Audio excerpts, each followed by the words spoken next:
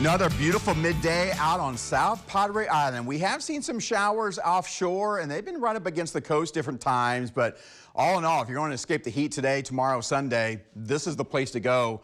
And again, just looking beautiful out there. It is a little bit more humid out there today. We still have our big area of upper level high pressure down across northern Mexico, and it's going to be anchored in that general area all the way through the weekend and the early part of next week. So all active weather goes up and around that area of high pressure.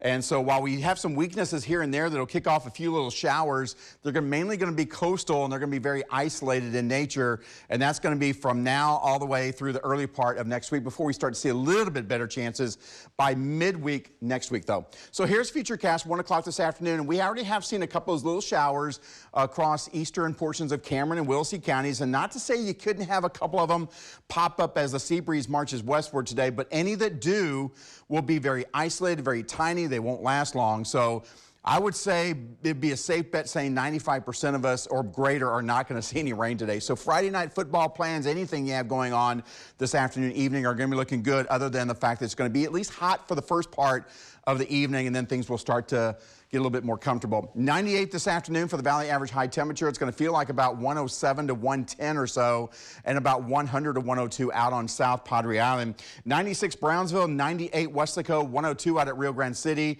and 100 up at San Manuel Lynn. And then we'll be seeing those temperatures right near 90 degrees as you go near the coast. Southeast winds at about 5 to 15 miles an hour. And they'll gust up around 20, but that's, again, we can handle that. That's okay. So really today, the big risk is going to be that heat out there. Looking at a 1 to 2 foot surf out there, surf temperature at 86. Rip current risk is low, and the UV index is very high. That means without any sunscreen, you can burn in as little as 20 minutes. So make sure you apply it and apply it often. Air quality is good for today.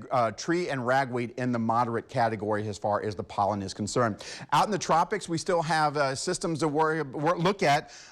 This area right here still has a chance of about 80% becoming at least a tropical depression over the coming days.